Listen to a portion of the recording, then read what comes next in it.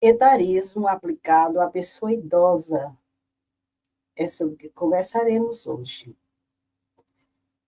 Etarismo é o preconceito contra a pessoa por causa de sua idade. E esse preconceito, ele afeta pessoas jovens, mas é mais comum contra pessoas idosas. No site brasilescola.uol.com.br, falando sobre o etarismo, deixa claro que o etarismo pode se manifestar por meio de violência psicológica, verbal ou física. E é considerado um preconceito silencioso, porque está difundido em nossa sociedade e se manifesta por meios que podem ser bastante sutis. Pode ser encontrado, por exemplo, nas relações familiares, no mercado de trabalho e em diversos outros locais. Basta que a gente lembre dos filmes que nós assistimos na infância, das histórias que ouvimos, em que a bruxa má era sempre representada por uma velha. Ou a história do velho do saco, né? Contada para assustar crianças. São formas sutis de difundir o etarismo, ou seja, forma sutil de difundir o preconceito contra as pessoas idosas.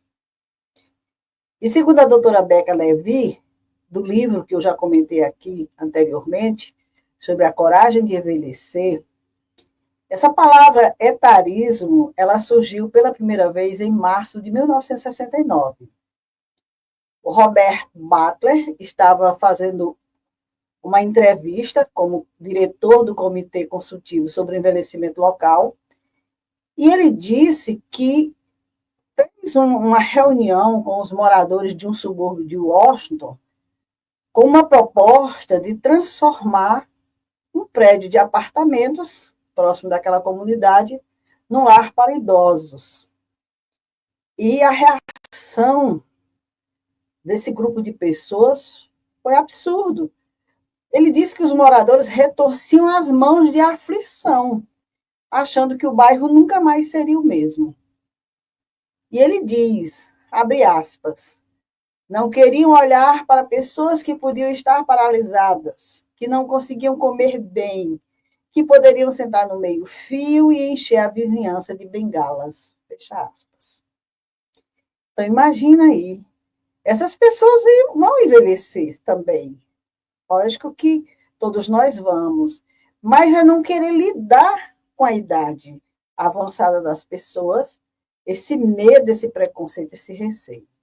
Mas esse registro que aconteceu lá em Washington, nessa época, é um registro que se repete a cada dia no mundo inteiro.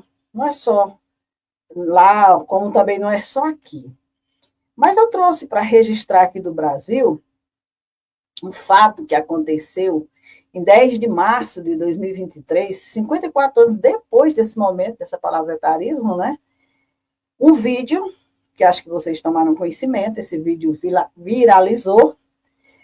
Três alunas do curso de biomedicina estavam debochando de outra que tinha 45 anos. E olha só, uma das jovens, na fala do vídeo que elas fizeram, ela pergunta: como fazer para desmatricular? Como fazer para tirar essa pessoa da faculdade? E a colega responde: ela tem 40 anos já, era para estar aposentada. E a outra aluna comenta: gente, 40 anos não pode mais fazer faculdade. Que absurdo, né? Como será que essas jovens tratam os idosos da família e aqueles que encontram pelo caminho? E como será quando elas estiverem envelhecendo? Porque 40 anos é flor da idade hoje, né? Principalmente com a perspectiva de vida que nós temos, que graças a Deus nos permite viver mais. E também, quem é que pode determinar a idade de alguém? Se essa pessoa escolhe uma carreira e vai em busca de seus objetivos, quem pode impedir isso? Principalmente utilizando aí o fator idade. Também a Andrea Tenuta, que é especialista em diversidade, equidade e inclusão na Maturi, que é uma empresa que atua no mercado da longevidade, ela explica que o etarismo se estrutura em 3 pilares: estereótipo, que é como nós pensamos; preconceito, como nós sentimos; e discriminação, como nós agimos. Dá para ver que esses 3 pilares estão presentes na atitude dessas jovens que acabamos de comentar. Trouxemos esse jovem como exemplo, mas quantas dessas situações não acontecem no mundo inteiro? A própria Organização Mundial de Saúde diz que 60% dos idosos em 57 países afirmam ter sido afetados por esse preconceito. E vale lembrar que aqui no Brasil, só para a gente ficar atento, o Estatuto do Idoso, que é a Lei 10.741/2003, prevê pena de reclusão de 6 meses a 1 ano e multa para quem discriminar a pessoa idosa. Isso se consegue comprovar, né? Porque a discriminação a gente sabe que acontece, como bem foi dito, até dentro dos lares. Tem muito idoso sofrendo, muita pessoa idosa sofrendo essa situação dentro da própria família. Mas pensando sobre esse vídeo dessa jovem, eu pensei em mim, porque eu sempre sonhei em me graduar. Só que eu nunca pude quando jovem. Eu iniciei minha família muito cedo, e naquele tempo, se alguém quisesse se graduar, teria que ir para outra cidade. E eu não tinha como deixar a família, o trabalho, porque queria que me manter lá fora. Então, o sonho foi adiado. Só que com o tempo, começaram os cursos de graduações diversas aqui na nossa cidade e também no formato online. E aí eu fiquei pensando que também era inacessível, porque eu parei de estudar no fundamental, há mais de 35 anos, à época, né? E não me via com motivação para voltar à escola, fazer todas essas séries até concluir para poder me submeter ao vestibular. Mas aí as minhas filhas me disseram: mãe, você pode conseguir isso fazendo o Enem. A sua nota pode lhe permitir entrar para a faculdade. Eu me empolguei e aí me inscrevi, mas no dia do Enem eu disse: eu não vou, não tenho condições. Está com mais de 35 anos que eu não frequento uma escola, não estudo nada, como é que eu vou fazer uma prova dessa? E aí uma das minhas filhas disse assim: e o que custa você ir? Você não já se inscreveu? E aí eu fui, fiz as provas e fiquei só em matemática, as outras, tranquilo. Eu fiquei em matemática porque muita coisa eu nunca tinha estudado da matemática, né? E aí, quando eu recebi o resultado, eu digo: matemática me deixou fora, não era para mim. E aí, novamente, as minhas filhas me disseram: que história é essa? Vá para o Premem. Lá você pode pagar essa matéria de matemática. E aí eu fui lá, me matriculei, paguei um professor particular para me ensinar uma tal de trigonometria, eu não esqueço nunca desse nome, que me deu muita dor de cabeça. Tinha dia que eu dizia assim: não precisa vir mais, não vou mais fazer isso, não. No outro dia eu ligava e dizia: venha, vamos estudar. Não desisti.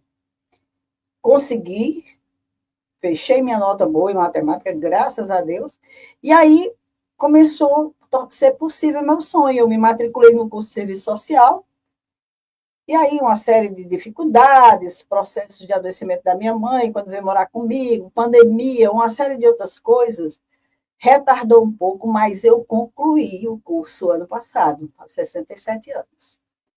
E já estou fazendo pós-graduação em envelhecimento humano. E quando eu falo isso, não é querendo aplausos, não, mas sim incentivar a você que está me ouvindo, que está por essas idades aqui, que, como disse o Cristo, tudo é possível aquele que crê. Eu criei, eu acreditei. Então, não nos intimidemos com essas falas preconceituosas. Sigamos em frente. No site do tst.jus.br, também falando sobre o etarismo, tem uma matéria intitulada Desafiando o Etarismo, como a colaboração entre gerações pode transformar o mercado de trabalho. Diz a Andrea Tenuta, que eu citei agora há pouco, que o Brasil vive uma revolução demográfica. Nós estamos envelhecendo em ritmo acelerado. O que a França demorou 120 anos para envelhecer, nós estamos envelhecendo em 20 anos. Aqui a coisa está vindo assim, de roldão mesmo, de repente.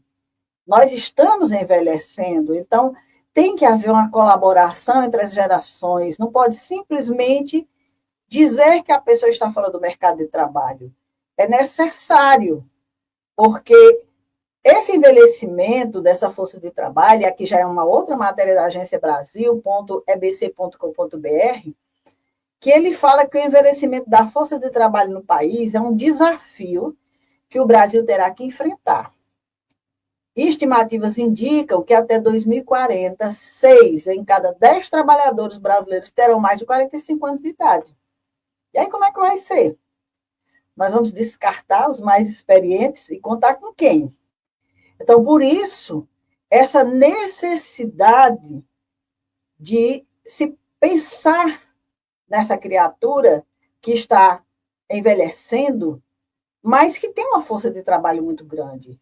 Então, o etarismo, esse preconceito para dificultar que essa criatura tenha acesso ao mercado de trabalho, fica sem sentido, porque vai ser extremamente necessária a presença dessa pessoa, sim.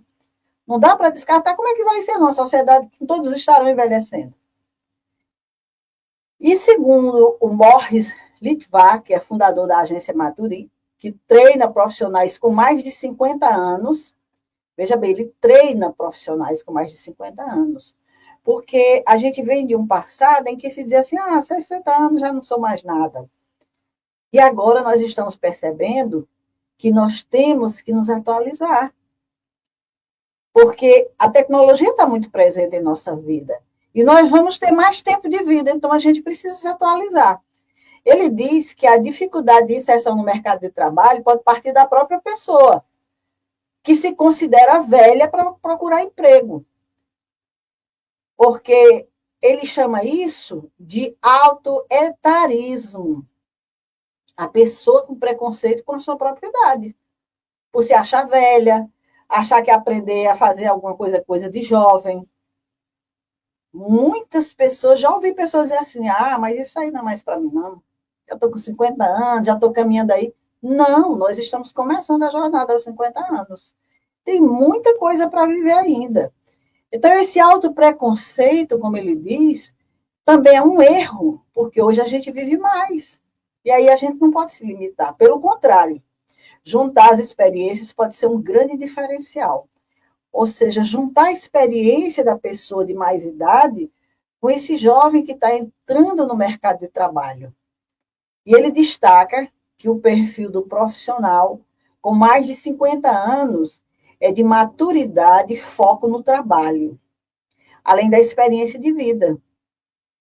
Porque, normalmente, como ele diz, pessoas com essa idade já têm filhos criados, têm a sua casa, está trabalhando por propósito e valorizam muito a oportunidade que têm.